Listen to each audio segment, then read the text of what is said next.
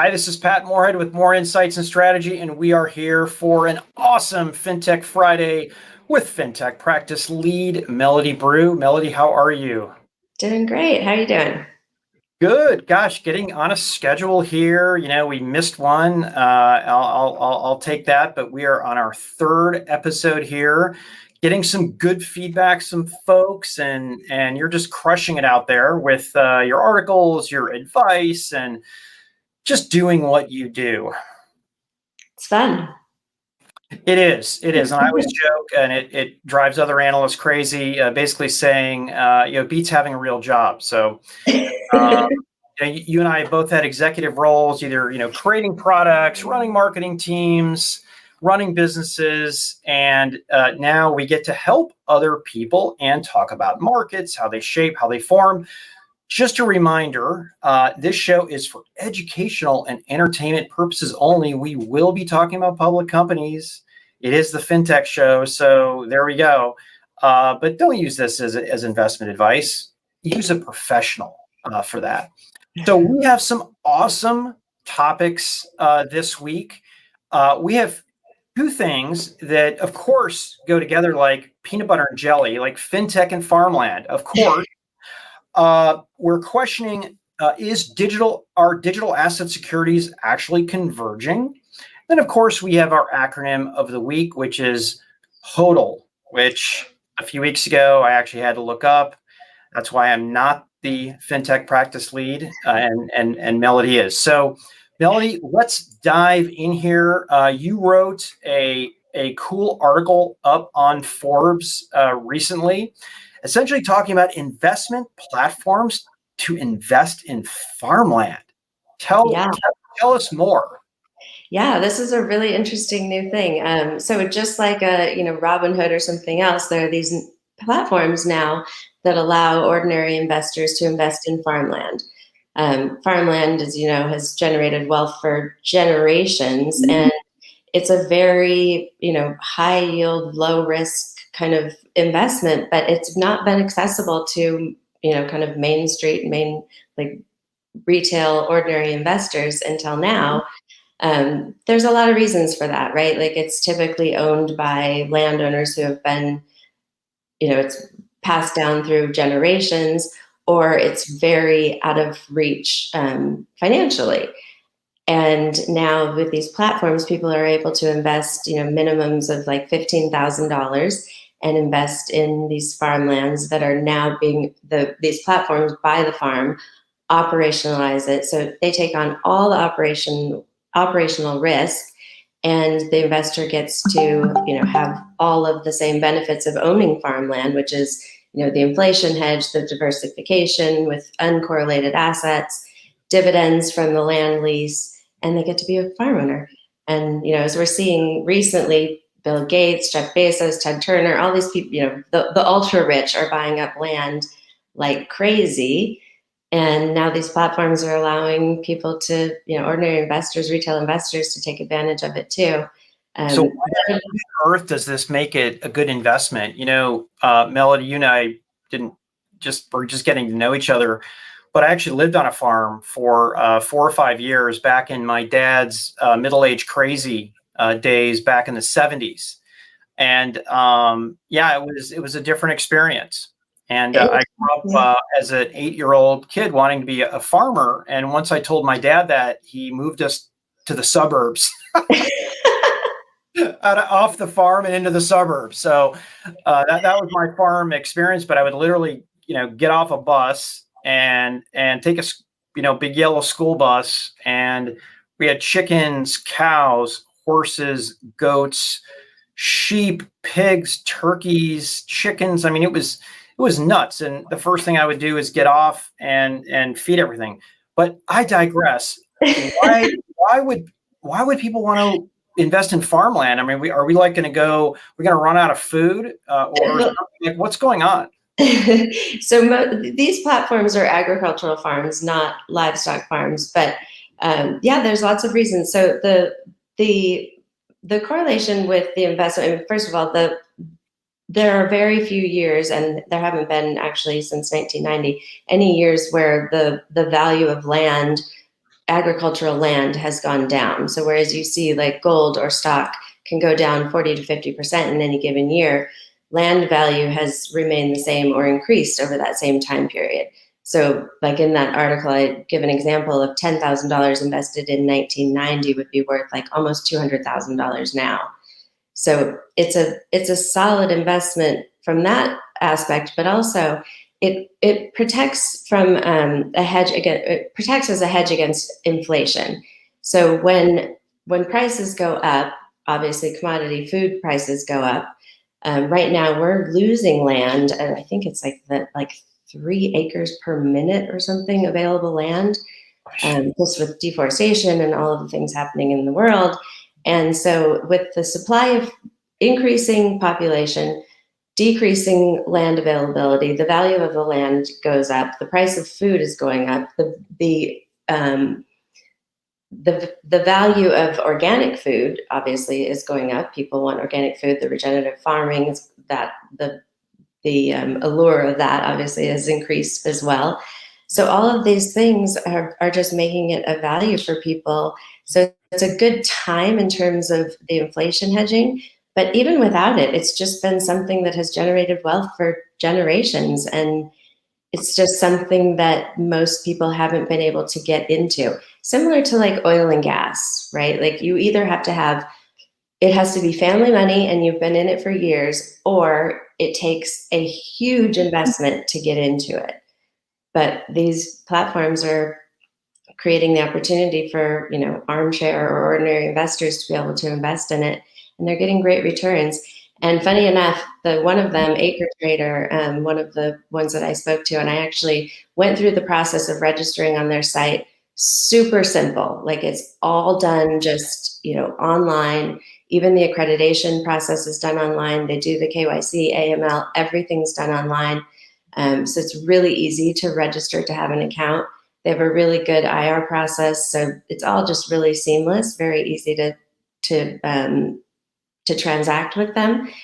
But their founder and CEO grew up on a farm and then became an investment banker. And so he took those two things and said, I'm good at this and I'm good at this, and let's make it this. And so I really like the whole concept because I think that it's a win-win. It gives investors the opportunity to participate in this asset class that's been beneficial to so many for years, but excluded others.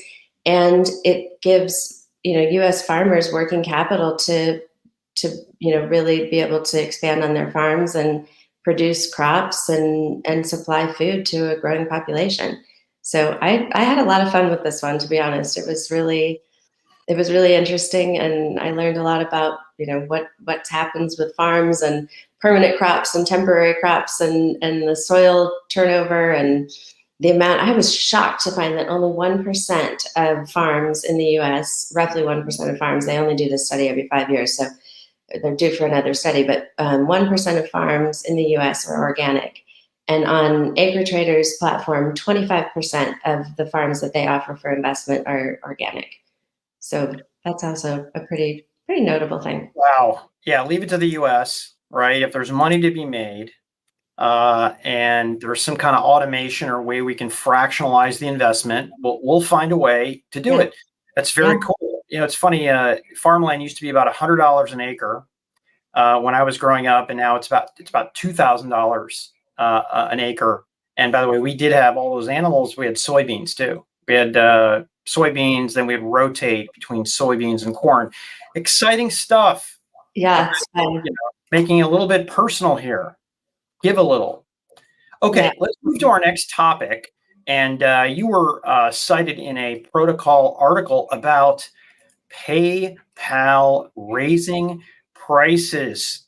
Shame on those folks. What's going on here, Melody? It's funny. So they actually, one of their senior vice president for small and medium business partners was quoted in an article as saying, and I'm going to read this: "We are changing prices to help our customers understand even more clearly where we provide value." Like, what? That is awesome. I mean, I think you and I have both done our share of press release writing and press release reading, and that's like writing to I don't know. People, I don't want to say stupid people, but it's like, people who just don't see through things like this. Right. I mean, so they did lower some of their prices on some things. I mean, look, they've got to compete with Stripe and Square, but they're now more expensive than Stripe and Square on some of these Yeah. products. And I just think it's a bold move, right? I mean, the market has responded to it. Their share price has gone up this week. But that tells me that it was probably driven by, their board and their shareholders. They had a great year with people being locked down in the pandemic and shopping from home. They are a market leader. But what bad timing. I mean, people are coming out of this, small and medium businesses are suffering, and now you're going to raise their prices by almost 0.5%. Right. That's brutal for some small and medium businesses.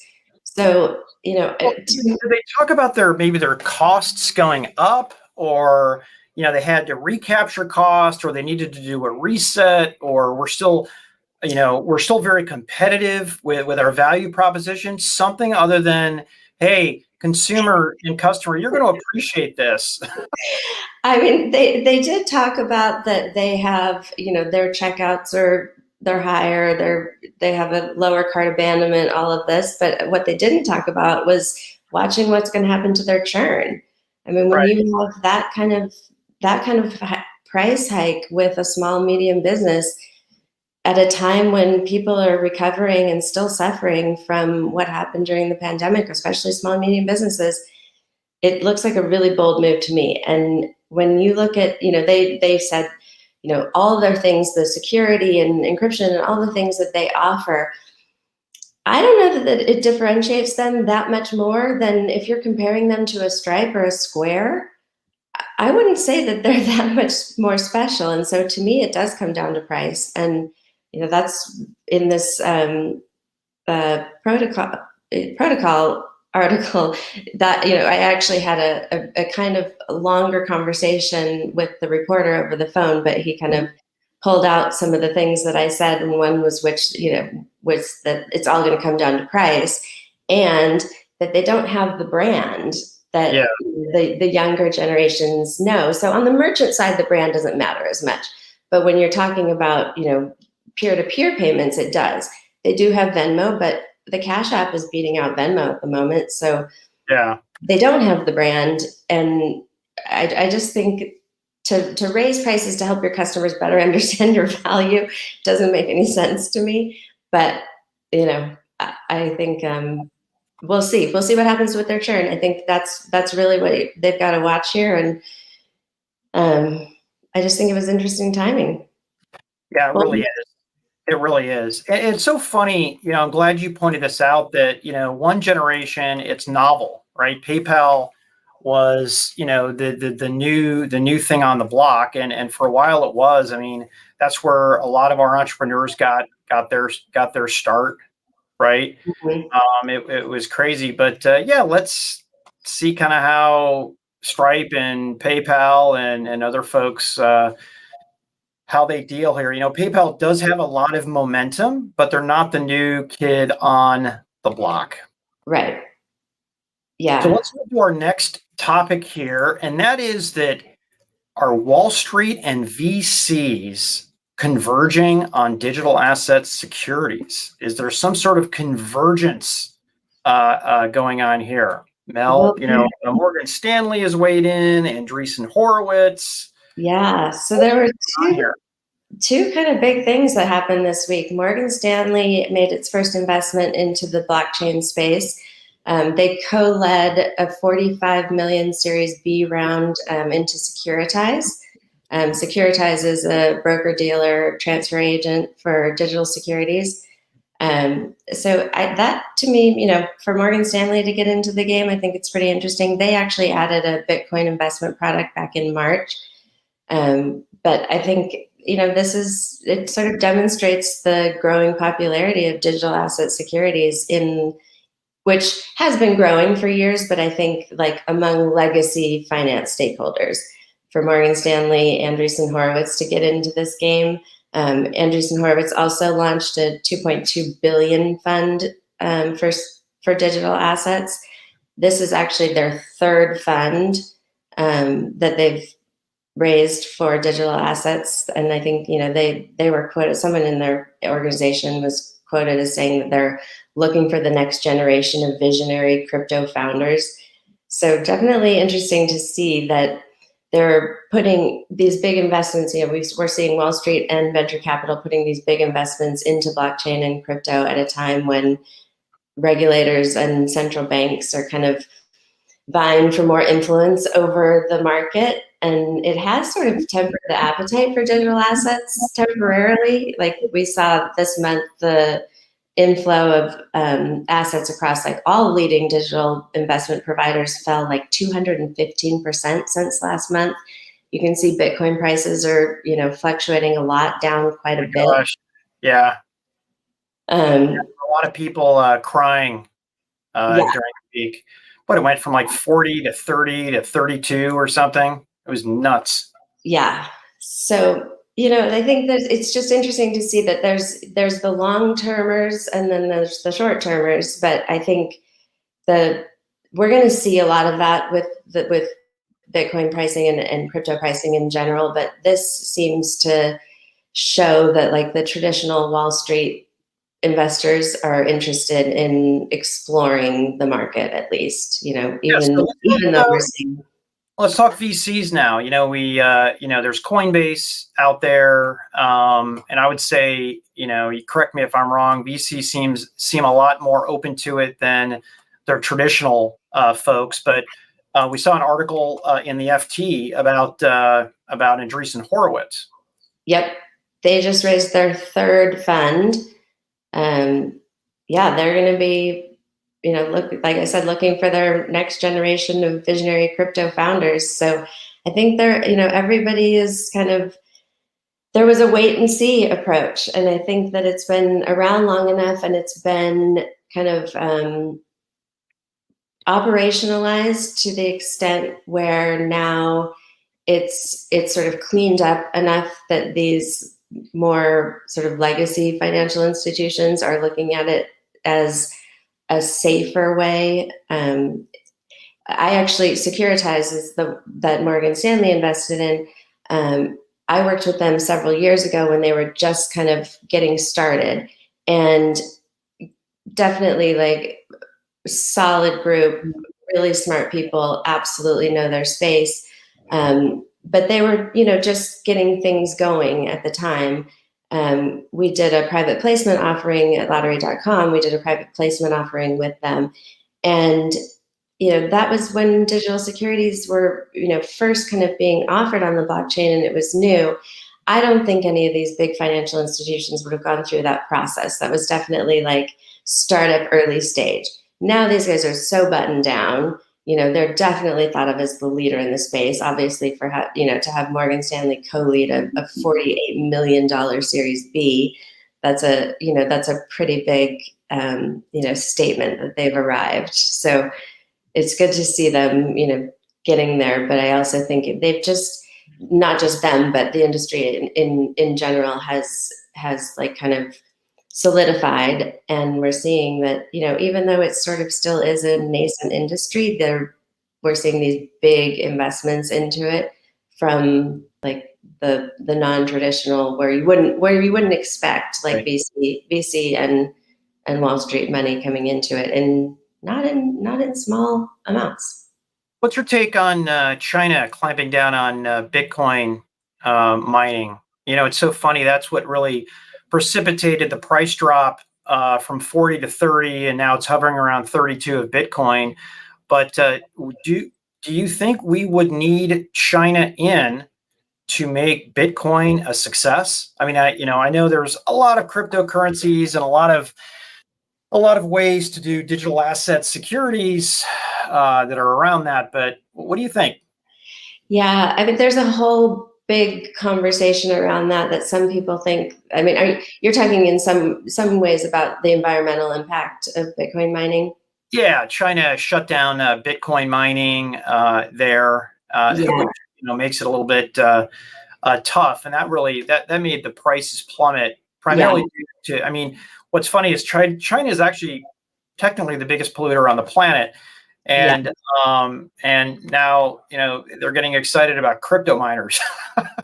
Yeah, I mean, it takes a tremendous amount of energy to mine any Bitcoin. So I think there are people who say that it's actually like encouraging better environmental practices, because when you think about it, the amount of energy that you use to mine Bitcoin takes away from the profit of that reward when you solve the equation, or when you get that hash on the blockchain.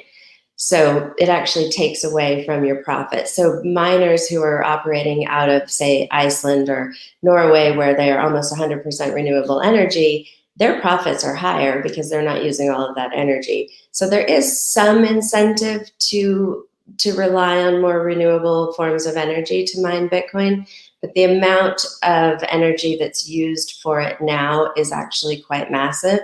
And it's actually not only just the energy, the processing, but the actual machines that are used to do it are not used for anything else. And so when those machines become obsolete, there's a massive amount of e-waste that's involved as well. So the environmental impact is quite large. But then there's also the other side of that argument where people say, well, okay, so printing money also is a massive environmental hazard. Wow, Right. interesting. I haven't heard that one before. That's a good one. Right. And also the amount of energy that it takes to run ATM machines. How many ATM machines do we have, like, on any given block in any given city? So you've definitely got like the environmentalists and the the Bitcoin miners at odds here. And I don't think that I haven't seen any true reliable data that will show that one is absolute, but there are arguments to be made on both sides.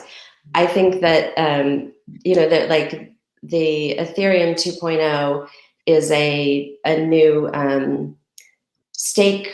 proof of stake instead of proof of, what is it? I'm not even going to try anyway. But Ethereum 2.0 uses a whole lot less energy, and is supposed to be like launching anytime. They keep saying it's like any day now, but there are alternatives to the way that cryptocurrencies are mined now that don't have such an environmental impact. So wait and see. Yeah, I can't wait to see. I keep watching this from a processor standpoint, kind of the CPU to the FPGAs to the GPUs to the ASICs, taking different amount of power. So let's move. Say that some of these things they've used as much energy as like I would use in my house in an entire month to mine one Bitcoin. Oh yeah, you do 350 watt GPUs, and it's going to suck some power, and you get a farm of those. That's exactly what's happening. Let's move to the final topic here, and this is our acronym of the week. I will let you introduce this. So this actually ties in perfectly to what we were just talking about. So HODL is the acronym of the week. So HODL is HODL. It actually originates. Oh, that's a great. I haven't seen that. Just HODL it. It actually originates from a post that was made back in 2013 on the Bitcoin Talk forum. After it was actually also a move by the Chinese government that caused the price of Bitcoin to fall in one day. And one of the people on the forum wrote, like, in all caps, "I'm hodling." Well, so it actually just turned out to be a misspelling. He meant to say "I'm holding." Now, some people think he was drunk because apparently he had a bunch of other misspellings. So I don't know if he was drunk or not, but now the term is just meant, it's sort of evolved into hold on for dear life. So that's meaning if you own Bitcoin, hold on to it. Don't go into this like frenzy of, it's up, so sell or whatever. So I look at it, I think there's like kind of two different types of Bitcoin investors. Sorry, go ahead. There's like the Lambo money Bitcoin investors. If you've ever been to a cryptocurrency conference, you will see that or even a blockchain conference, you'll see just all the Lamborghinis parked outside. It's just a thing. But there's kind of what you would refer to as like the Lambo money investors, and then there's the maximalist. And the Lambo money people, they're like, they hold on to their Bitcoin as long as they can until they can afford a Lamborghini. And that's kind of what they're in it for. There we go. The maximalists, they believe that this is just the future of finance, and they're going to hold on to it until then there's a decentralized finance system. And, as you know, there's only 21 million Bitcoins minted. So if that happens, then any of these Bitcoins will be worth millions. So the HODL philosophy, it's a long-term game that you should, if you own Bitcoin, no matter what happens to the price, you should just hold on to it, because if that does happen, no matter what's happening in talks, in the talks right now of regulation and decentralized finance, or whether this is going to take over the current financial system, it's like a precious metal. If you have it, hold on to it, the value will increase, and it could be worth millions. And if people are just, looking to buy a Lamborghini, then sell it when it has this next spike. Gosh, I didn't know there was an actual segmentation around Bitcoin. That's kind of cool. I see an impending blog or analysis coming up, Melody. That would be fascinating. So, is HODL sometimes combined with diamond hands and laser beam eyes? Like, what's going on with that? Have you seen that? The red laser eyes, diamond hands, right? I haven't seen that. I've seen HODL and diamond hands, like don't drop, right? Oh, that's funny. Yeah, that's actually some funny stuff that I've seen out there. But anyways, funny. I also think it's interesting when these people, there are companies, and Tesla did it for a hot second and then decided to stop. But when they say like you can pay in Bitcoin, I don't see that as any sort of value, because why would you pay in something that if it at the value of it, if you were to buy a house with your Bitcoin when the value was $13 and now it's worth $30,000. You paid that for your house, but the value of your house is now what you actually paid for it could have been, 8 million. Like that's ridiculous to pay for something in a currency that fluctuates so like massively. So when all of these, you're hitting on the biggest thing, which is it has no residual value. It has no basis. Right. Dollar is based on gold, and China even pegs their currency to the U.S. currency. So there's nothing really left, right? There's nothing there, and yeah. Listen, this is why I won't drive a Lamborghini like that, because I don't understand these things. So don't ever, please. Yeah, I don't understand that like value prop when companies say like, oh, now we're offering pay in Bitcoin. To me, when people first started offering pay in Bitcoin, that to me was like a dark web thing. It's like scary people. Yeah. Well, this is good. Hey, I am smarter here. HODL the line, right? Keep it there. But Mel, this was a great time here. Appreciate your time. What do you want to talk about next week? What kind of feedback are you getting? So as we talked about last week, I think, or 2 weeks ago, in our segment on diversity and women in fintech, I've spoken to a couple of women in fintech and have some conversations going about bringing on some guests, as we talked about. So just working with some people on schedules, but we'll have some guests come on to talk about their experience in being a woman in fintech, both on kind of the C-level as well as in product, so that we can kind of dig in a little deeper into that and make sure that we're, kind of fulfilling our promise to do our part to make sure that we're continuing that conversation, but also just hear from others and get their perspective on what's happening in that space. And some of these women that I've had initial conversations with are total badasses. So it'll be really fun to hear from them. I love badass women. My wife, my daughters, I mean, that's, my mom. I mean, she had 3 jobs, divorced, 3 jobs. She was a badass. May That's she awesome. rest in peace. Am I allowed to come to that segment? Yeah, absolutely. All right. Just want to make Absolutely. sure, 'cause I'm a big supporter, and I want to make sure we make a difference here Yeah, because we. actually, I wanted to comment. I saw your summit that you had last week. I was really impressed by the number of like a lot of your keynote speakers were female. I know it's not fintech, but it's still tech, and you had a lot of really great female speakers. Yeah, we tried really hard, and hats off to, I mean, companies like Microsoft who had 3 female speakers.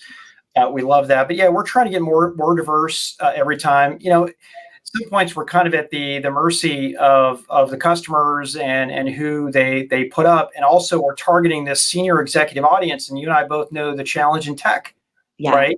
And we had 16 CEOs, right, and 20 CXOs out of 30 companies, and they tend to skew male. And then when you looked at all the semiconductors is even worse. But it was awesome to have Lisa Su, yeah, badass in semiconductors. Yeah, she's a real icon. yeah. So thanks for pointing that out. I appreciate that.